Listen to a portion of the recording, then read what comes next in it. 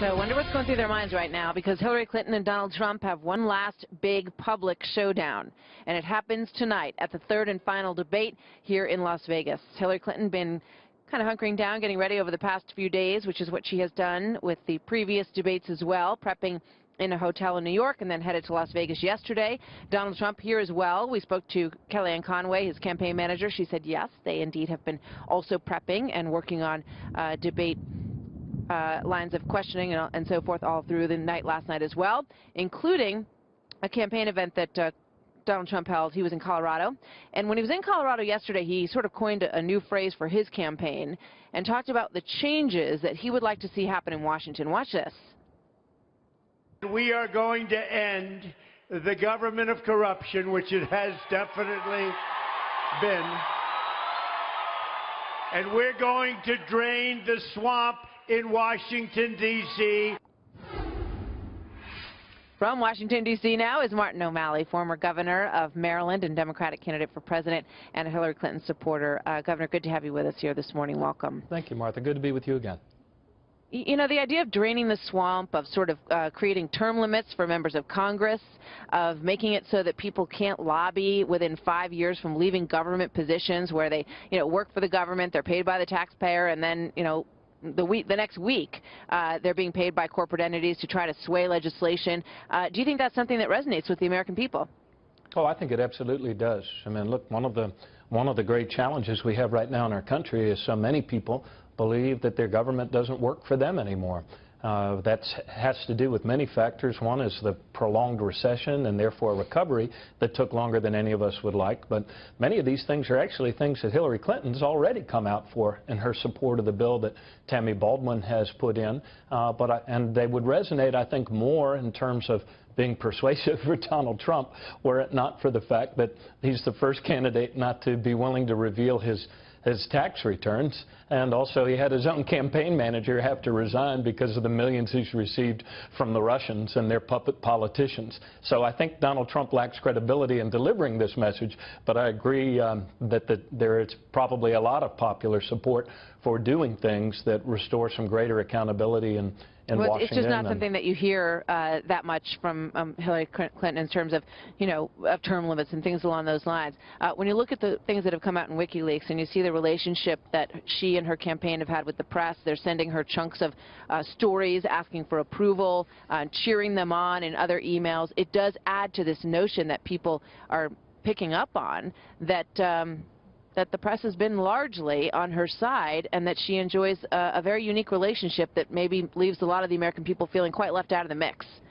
Wow, you think? Well, I would, respectfully disagree with you on that. I think no candidate has received more free airtime on a 24/7 basis in the history of the Republic than has Donald Trump, from not only cable networks, but there was that CBS executive who I think was quoted as saying, look, I know we're giving way too much coverage to Trump, but it's good for ratings. I haven't seen, whatever I've seen of the WikiLeaks stuff, which I think we should not forget were hacked by the Russian government, according to virtually every credible analyst who covers this. I've seen nothing in there that terribly shocks or surprises or things that we didn't already know. Let me ask you about that. It doesn't shock or surprise you that Hillary Clinton's staff was going through the emails and discussing quite openly amongst themselves, well, maybe these should be included, those shouldn't be included, let's get rid of those, should we include things that were between her and the president, when they've been subpoenaed by Congress to turn everything over? That doesn't shock you? Yeah, I haven't read those particular ones that you're talking about, but whenever there's a FOIA request, yeah, really, there's like, Martha, gee, I mean, these things are coming out every day. It's been reported on quite a bit, yeah. Well, go on. I try to do the best I can to keep up on all of these Russian dirty tricks. It's hard when they stage them every day, but I know from my own experience that staff will, if you get a FOIA or a subpoena for records, you do have to look and communicate and ask which ones need to be turned over and what the criteria is and those sorts of things. I think the bigger story here that a lot of people are missing is that these things are being stolen these emails by the Russian government and hackers that are sent in that have been encouraged to do so by Donald Trump. That's a pretty unprecedented event. We haven't really it would make Ronald Reagan roll over in his grave to have a Republican nominee who's as cozy as Donald Trump is with the Russian government and their spy agencies. I guess the problem is we haven't had, anybody who's involved in these really come out and say, well, that's not an email that I ever wrote. So that, there's sort of two sides to that story, and the one that you bring up is valid. Yeah. But Martha, look, Marco Rubio himself said, and he's a Republican candidate for U.S. Senate and former presidential candidate, that he won't discuss the WikiLeaks hacking because he believes that today it might be Democrats, tomorrow it could be Republicans being hacked by a foreign government. And you know what, in either case, you have to look at the content as well as the concerns about hacking. So that's just what we're trying to do here. Let me ask you one more thing. In terms of vision, many say that Hillary Clinton, although obviously she's doing very well in the polls right now, and Donald Trump goes into tonight the underdog. In terms of the vision for the country, what do you think she's done a good enough job at sort of presenting what a Hillary Clinton presidency would really look like for the American people? What's your sense of sort of the number one thing that you see her carrying the torch for? Yeah, I don't think she's done a good enough job of laying out the bold vision, and I think she has the opportunity to do that tonight. I think she's shown in the last two debates that she's plenty unflappable and she's plenty tough.